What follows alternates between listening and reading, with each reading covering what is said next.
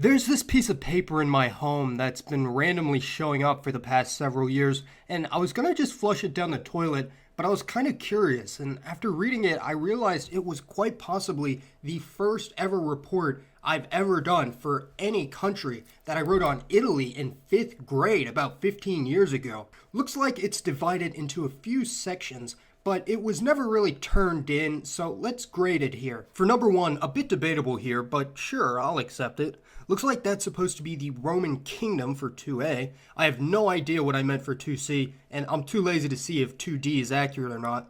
Number 3 deals with culture and might be a bit outdated, especially for 3B, which is just hilarious. And hello, where's 3C? 3D seems to deal with various Italian holidays, and for the last bit, all I have to say is where, who, what? We may never know. What grade would you give 5th grade, Mason? Myth number 1. The region of Palestine was empty before the Zionist movement, or otherwise implying the region was devoid of previous inhabitants. Did the region of Palestine have a lower population density in the 19th century before the Zionist movement really took off? Sure, but lower population density does not mean empty. The population of Palestine in 1800 was less than 300,000 people. Certainly less than the 15 million today, and lower than most places in Europe at the time.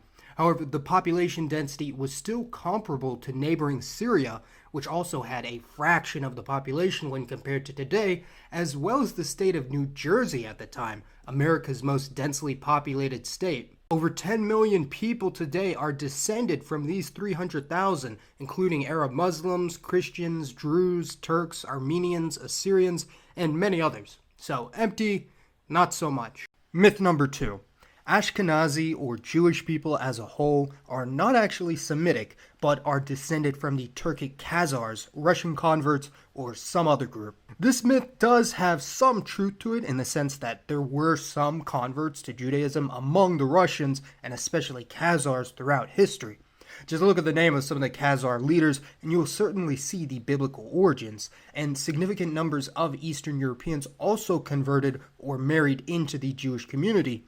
But the Ashkenazi autosomal, maternal, and paternal genetics all point to a clear West Asian origin, as can be seen through the Y-DNA haplogroup distribution of most modern Jewish groups, which differ significantly from almost all European and Turkic groups, although of course these various peoples have had a massive impact on the Jewish diaspora and vice versa. Myth number 3.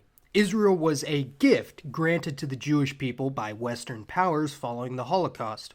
This one is surprisingly common and something I believed growing up as well, since it just seemed to make sense and coincide with the end of World War II. This myth largely stems from the Balfour Declaration issued by Britain in 1917, declaring their support for the establishment of a Jewish homeland in the British Mandate for Palestine. Problem is that Britain had also promised the Arabs of the region that they would be granted an independent state too after successfully rebelling against the Ottoman Empire during World War II. As expected, this led to quite the conundrum, and the British became increasingly hostile to Zionism and Jewish migration in the interwar period, leading to them becoming more hostile in return. Israel was created after defeating not only a dozen much larger Arab nations, but also the superpower of the British Empire. Myth number 4. The Ottoman Empire survived until World War II? Some silly commentators have been spreading misinformation that the Arab revolt that decoupled the Levant and Arabia from the Ottoman Empire actually occurred during World War II instead of World War I. Britain had also promised the Arabs of the region that they would be granted an independent state too after successfully rebelling against the Ottoman Empire during World War II, as can be evidenced by the previous short on this channel debunking historic myths regarding Israel and Palestine, despite what it said in the original script. Do not let these commentators fool you.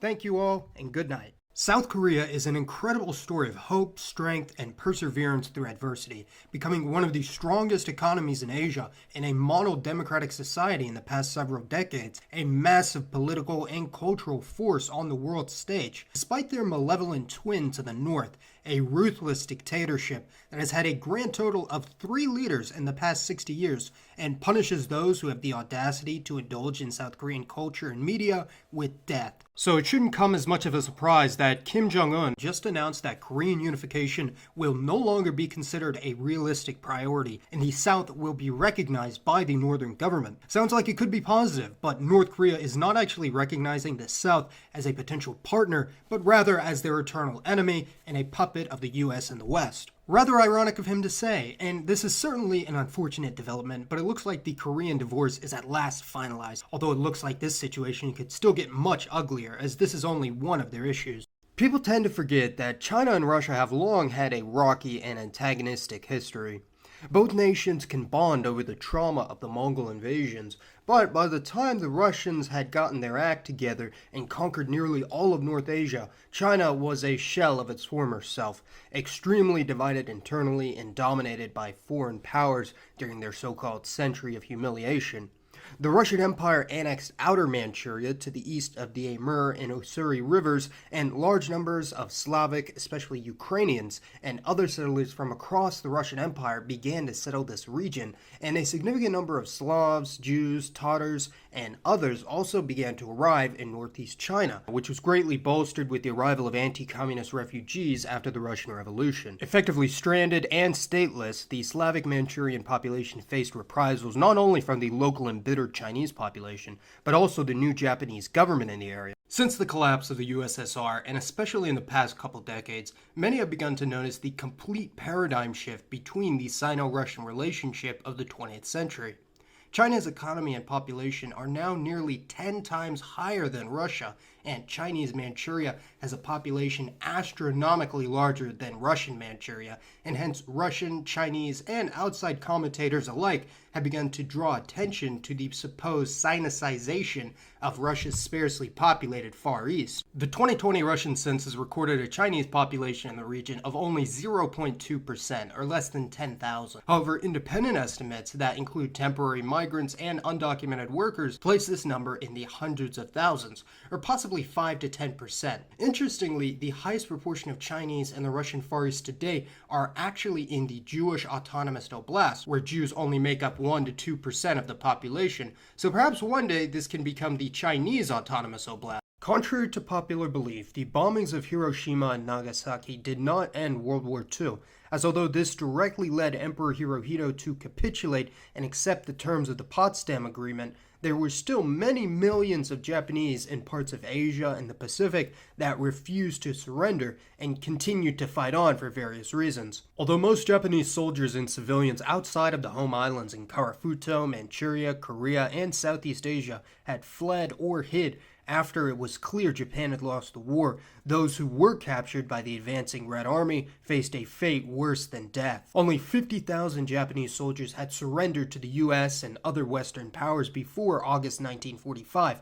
However, the Soviets captured several 100,000 Japanese soldiers and civilians alike in their blitz from the north, most of whom became forced laborers in Manchuria and Siberia, with only a fraction ever actually returning home, sometimes decades after the war. Looking at the nation of Portugal today, their population, territory, and economy may not be among the largest, but size matters not, as this small portion of Europe managed to become not only one of the most powerful nations in Europe, but the entire world for a time. Relegated to the fringes of the continent, it shouldn't come as a surprise that Portugal was one of the first European countries to lead the age of exploration and become one of the first truly global empires, spanning along the African coast and becoming the first Europeans to circumnavigate the continent around the Cape of Good Hope, giving them access to the invaluable markets of Asia. Portuguese military strategy and technology were unparalleled in the 16th century, allowing them to control nearly the entire Indian Ocean. But other Europeans were quickly intrigued and envious of Portugal's success,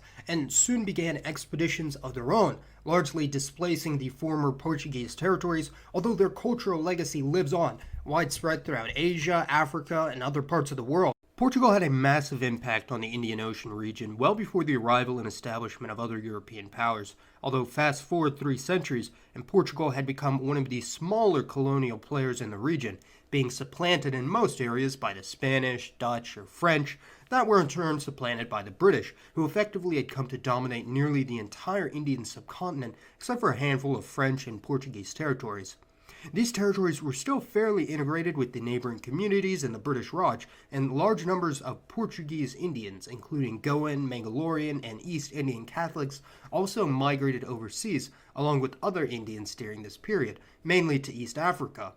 In 1960, shortly before independence, Portuguese Indians made up around 10% of the East African Asian community, concentrated in Nairobi, Mombasa, Dar es Salaam, Kampala, and other urban areas, although the vast majority ended up fleeing or being expelled after independence. South Korea is an incredible story of hope, strength, and perseverance through adversity, becoming one of the strongest economies in Asia and a model democratic society in the past several decades, a massive political and cultural force on the world stage. Despite their malevolent twin to the north, a ruthless dictatorship that has had a grand total of 3 leaders in the past 60 years and punishes those who have the audacity to indulge in South Korean culture and media with death. So it shouldn't come as much of a surprise that Kim Jong-un just announced that Korean unification will no longer be considered a realistic priority, and the South will be recognized by the northern government. Sounds like it could be positive, but North Korea is not actually recognizing the South as a potential partner, but rather as their eternal enemy and a puppet of the US and the West. Rather ironic of him to say, and this is certainly an unfortunate development, but it looks like the Korean divorce is at last finalized, although it looks like this situation could still get much uglier, as this is only one of their issues.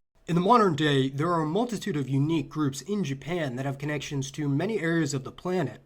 The Portuguese were the first Europeans ever to establish relations with isolationist Japan nearly 500 years ago, and their communities in Japan were eventually expunged. However, large numbers of Japanese settlers would later arrive in Portugal's largest former colony of Brazil. In the post-World War II era, Japan began to invite those in the Japanese diaspora, or the Nikkei, back home from Brazil and Latin America. However, these overseas Japanese had been heavily influenced by the culture of these nations, mostly speaking Portuguese natively and being staunch Catholics. And these are only a few of the many reasons that the Nikkei Brazilians have had quite a hard time integrating and finding acceptance in Japanese society. Today, there are around 250,000 Portuguese speakers in Japan, making this unique Lusophone community by far the largest in Asia.